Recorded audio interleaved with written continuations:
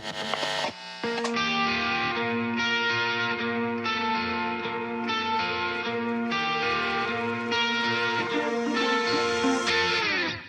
know that you're trying to fix me, but I don't want to be like you. Good morning and welcome to day one of our 5-day trip with Tourist Israel around Israel and Palestine. We were staying in Jerusalem, and so on these days we had to get up super duper early. We had to wake up at 4:30 to be ready for the bus at 5:50, which went to Tel Aviv, where we picked up the rest of the people. And so it was a very early morning. I tried to catch as much of the sunrise as possible, but I was so tired I ended up sleeping. And then when we picked up the people in Tel Aviv, we actually had about 10-15 minutes and we were stopped right by a coffee shop. So of course, Luke and I bought some coffee because we are coffee addicts.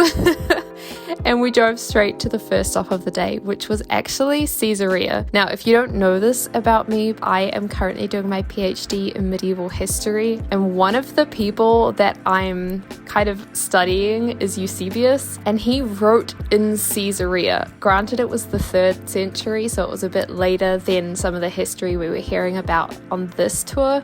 But it was amazing walking through and thinking, like, this guy stood here. And so we learned all about Herod's palace, which was built on the water, and we learned all about the excavation efforts that they were doing at the moment, and the marble that was there showing that it had to have been shipped in because it's not natural to the area. And there are some original mosaics there that are from those early centuries when building was happening. And we got to walk through like the chariot racing place, which was insane. It was so insane. And so this was definitely a highlight of my trip. And if you go to Israel, I would 100% recommend making sure you get to Caesarea. They also had a little museum underneath, and we spent a little bit of time there and then got back on the bus where we refueled with a protein shake and a nut bar, of course, and then made our way up to Akko. Akko is I think it's a UNESCO heritage site place, and we bought some tickets so that we could go into another Crusader area where, well, I think it was before Crusade. To be honest, I'm really bad about remembering. We got so much information that day, but we learned a lot about the history of who'd built the area and what had happened during the Crusader period. And when I go up to the top, you can see a little hole in the wall, and there was a story that we were told about a prisoner who fell through the hole and then was trying to find a way out. And we found some really old artwork from the area and showing like what people had seen when it was fully built up, and it was amazing. And then after we went through that museum area, we actually got to go to a copper shop where a craftsman gave us a short little demonstration on how he makes his jewelry and everything that he sells, which was very cool. And then we had some lunch.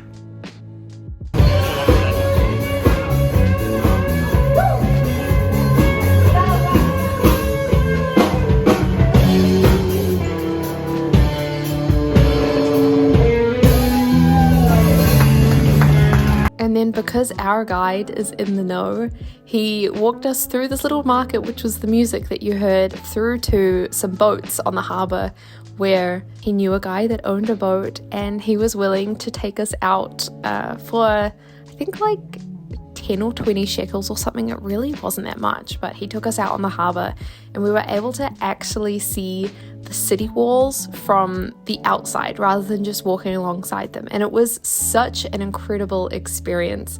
This was something that doesn't always happen. It was more because the tour guide that we had for the day knew somebody with a boat, and so he was able to organize it. But if you do get up to Akko, I would definitely recommend trying to do this somehow, because it was such a different way to see the city.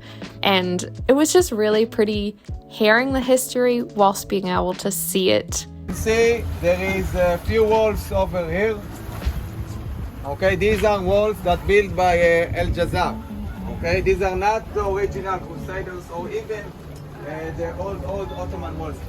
Hearing about all of the different sieges that hadn't worked because of the city walls and because of the access to the water. It was very, very interesting. And then one other thing that we got to see while we were on the water is that this is a really big, I would normally say cliff diving, but I guess it's wall diving area where a lot of the young people in the city will come out to these walls and will jump off. You'll see it quite a lot in this little montage here, but they have a little area kind of buoyed off where people jump into the water, and whenever anyone goes by on a boat, they cheer quite heavily for them.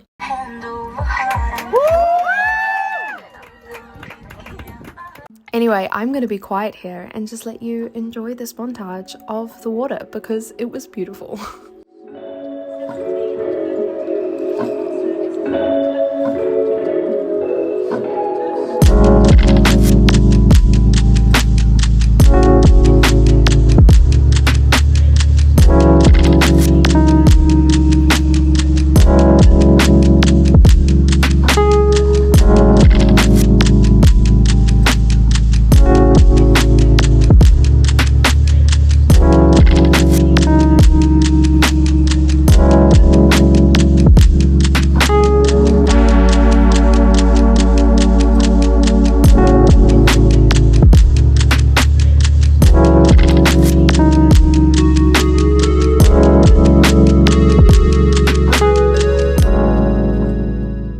Now, the one thing that I would say is that with all tour groups, if it's a big group, you're going to be losing time at some point in the day because people are going to get stuck in shops or walk slowly. You can't really guarantee that you're going to get everywhere on time. And that is obviously one downfall of being in a tour group, but it also meant that our tour guide knew a bunch of stuff that we ourselves didn't have to try and figure out. And so while we did get to do the boat trip, which was incredible, it meant that we did run out of time for some later things. So we spent some more time in Caesarea and Akko, which meant that we didn't get as much time in Haifa afterwards. But I mean, we were fine with that. We still got to see some amazing stuff, and it just means that there's more to do next time. It's snowing in Haifa. It's not high and not cold enough. Too much humidity.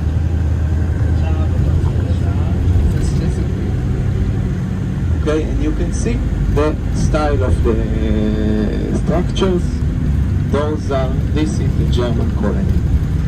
That was a clip that I just had to leave in because no matter where we go, we always find some sort of German restaurant or German influence, and it was so funny going there and seeing the German architecture in such a hot area, especially because the pitched roofing is supposed to prevent snow collecting on the top, and obviously there is no snow in this area. Anyway, that was about as much as we were able to see on the bus tour, but he did make sure that in Haifa we got to go to the top of the Barsai Gardens, I think is what it's called, and you get this most incredible view of the whole city and the port and all the boats and everything. And so I just had to include these clips because it was definitely a highlight, being able to look out and see the greenery and the water and learn about some of the history of the importance of that port, and yeah, just being able to look and see the whole thing. I actually think we were supposed to climb some of the steps, and it was like 35 degrees, so I'm very glad that we didn't do that. Anyway, that was it for the day. It was a jam-packed day. We started, like I said, we got up at 4:30 and we had to catch the bus at 5:50 a.m. And because we added in the boat trip, it added in some extra time. And so we were supposed to get home at around 6 p.m. and we only got home at around 7:30. But we then met up with some friends from the conference and we went and got some food. And it was really lovely day all around. So thank you for watching this. It was day one of our trip with Tourist Israel, and it was such an incredible trip. I'm so thankful that we got to do it. And stay tuned for part 2 because there are 5 days in this whole thing, and every single day was so radically different, and we got to see some amazing things. So I hope that you enjoyed this, and I will see you with part 2 very soon. Bye!